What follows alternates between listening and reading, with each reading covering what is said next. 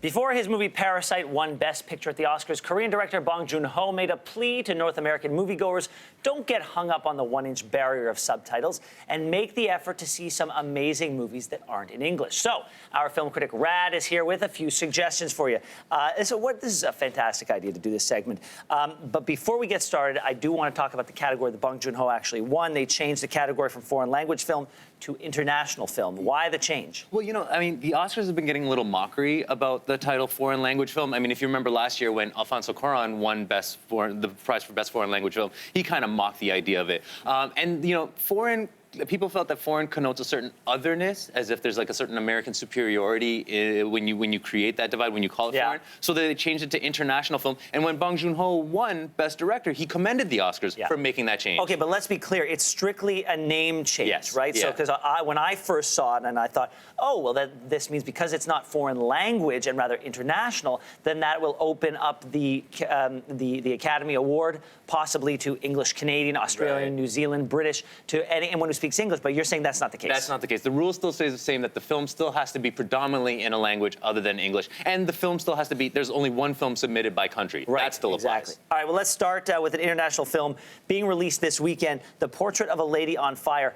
People are saying this is incredible, I hear. This is, okay, so I actually like this as much, if not more, than Parasite, okay? And the only reason it wasn't nominated for the Oscars is because France didn't submit it. They submitted a different film. But this is an absolutely beautiful, ravishing romance, an 18th century romance set on a French island between two women. It's about a woman named Marianne, who is a painter, who is hired to draw a portrait of a reclusive woman named Eloise. Okay. This portrait that she is hired to paint is for Eloise's future husband. Right. Eloise is not into having a portrait done for her future husband. Yeah. And between this antagonistic relationship, you get this intimate, beautiful romance between these two women. And the power of this movie, though, is, I mean, you're looking at this movie, you might notice how beautiful it is. Yeah, it's just ravishing like a portrait. This movie is about the power of looking. It is all about the art of capturing beauty. It's about the female gaze. It's directed by a woman, Celine Sciamma, who makes this love story about two women that is not meant to be leery or objectifying. It's just supposed to be capturing their beauty and finding the power of the female gaze. Do you think people will be more into going to a movie like this because of what just happened with Parasite? I hope so. I mean, I hope Parasite has broken down a certain barrier. At the same time, I don't like to give people too much credit. Okay.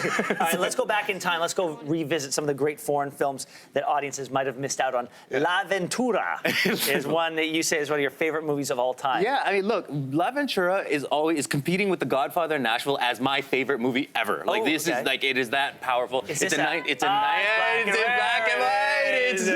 It's from 1960 from a wonderful auteur named Michelangelo Antonioni. It's got an auteur as well. Is this about angst in any way? Yes, it's about malaise, for sure. Malaise, I mean, it's in 1960 Italy. Now, this is a period, it's after the post-war. It's post-war. It's during a time of economic prosperity. It's there's a generation in Italy at the time that was like, you know, breaking away from the past, but not kind of unsure of what the future holds. And Michelangelo Antonioni tells that story through this romance about, it's a movie about a woman that goes missing and her best friend and fiance get engaged in an affair while she's gone. Okay, finally, because we only have about 30 seconds left. Burning was your favorite film of 2018? Yeah, so Burning is now from South Korea, from a filmmaker who I think is even better than Bong Joon-ho. I mean, both are really masterful filmmakers. Bong Joon-ho does a lot of genre films. Lee Chang-dong does these beautiful, morally complicated melodramas. This is a film about, it's another movie that is seething with class tension. It's about a love triangle between a working class guy and a really rich guy played by Walking Dead Steven Yeun. Sure, yeah. And, you know, the movie is all about masculine rage that is seething, and it is mysterious, and you will not be able to let this movie go if you see it. Rad, thank you very much. Some gems in there, and some angst and malaise thrown in just for good measure. That's my brand. Angst and malaise is my brand. Except so you like Sonic the Hedgehog. I did like it. Yeah, all right.